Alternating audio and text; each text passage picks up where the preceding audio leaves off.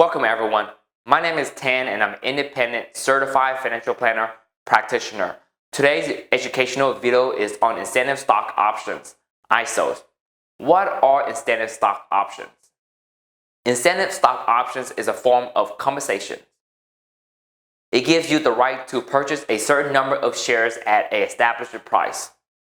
You might get ISOs when a company wants to attract you to work for them. They can also give you ISOs as a form of bonus or a raise to retain and reward you. Please note that ISOs have to be vested until you can exercise, which means buy the shares. They are not worth anything until they are vested. They have an expiration date, which means if you don't exercise it before the expiration date, you cannot exercise it anymore. Vesting schedule. A typical vesting schedule is 4 years vesting schedule with a 1-year cliff. After the first year, 25% of the shares are vested, then the remaining shares vested monthly over the next 36 months. You have to stay with the company for at least a year in order to exercise any option. Grant, the company gives you. When you receive ISO as a grant, they have a specific price per share if you choose to exercise it between the vesting date and the expiration date. For example, companies give you 100 ISOs on January 1st, 2019 at $10 per share, and they are vested after 4 years, which is January 1st, 2023. If in 2023, the company's stock price is $100 per share, you can exercise the stock at $10 per share and turn around and sell it at $100 per share, giving you $90 per share profit. Anything above $10 per share is profit. If the stock price is below $10 per share, it does not make sense to exercise the stocks because you are buying it at $10 per share and selling it for less. Exercise. You buy the shares. After you exercise the ISO, any gains can be short-term or long-term capital gains depending on the holding period. Sell. You sell the shares. You sell the shares in the open market. Gains or loss depends on how much you bought and sold the shares for. How are ISOs taxed? ISOs are not taxed when they are exercised. Think of exercise as buy. You don't pay taxes when you buy stocks in the market. You pay taxes when you sell the shares and have a gain. However, the bargain element, which is the difference between the exercise price and the fair market value of the shares issued, is added back for alternative minimum tax calculation. I just lost a majority of the audience watching this video. Don't worry, I will provide examples and talk about this later in the video.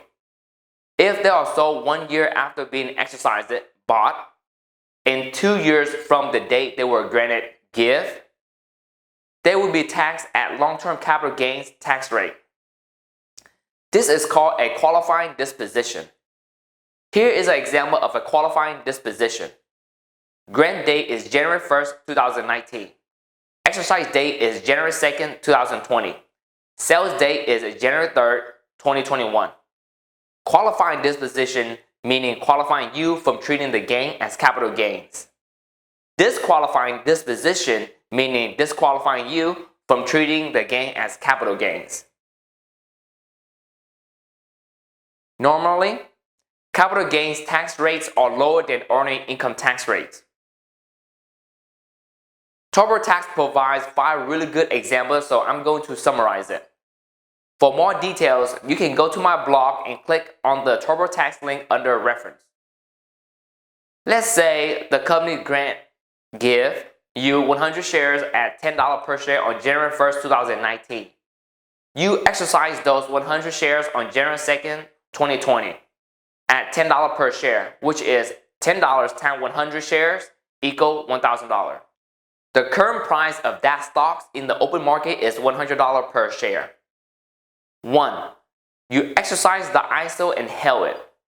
The bargain element, which is the difference between the fair market value, $100, and the exercise price, $10, which is $100 minus $10 equal $90.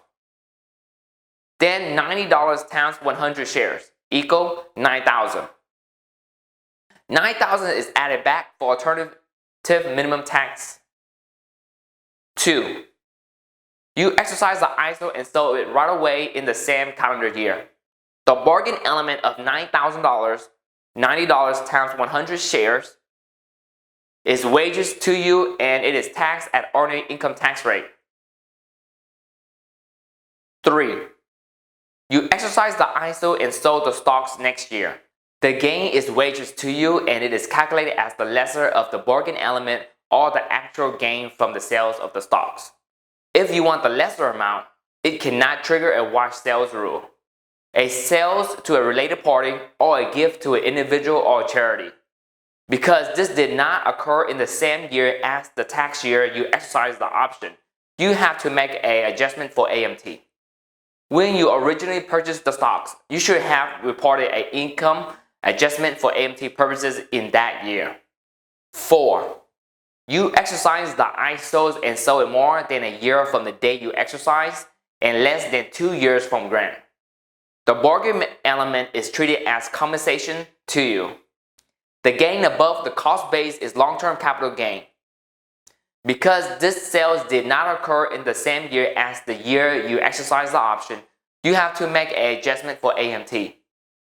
When you originally purchased the stocks, you should have reported an income adjustment for AMT purposes for that year.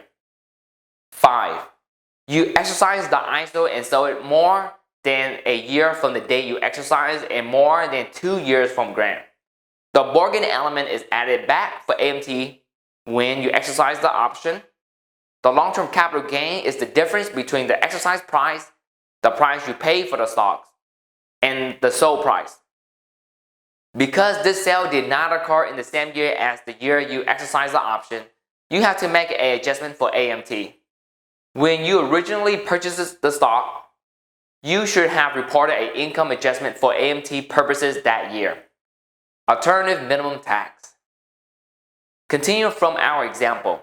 The bargain element, which is the $9,000, is added back to AMT calculation and you pay the higher of the AMT liability or the regular tax liability.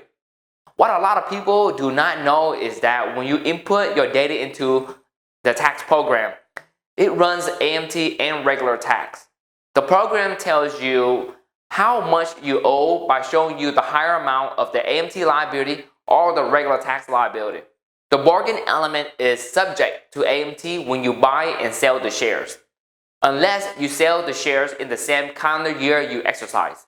You do have to report the bargain element as taxable compensation for alternative minimum tax, AMT, purposes in the year you exercise the options, unless you sell the stocks in the same year.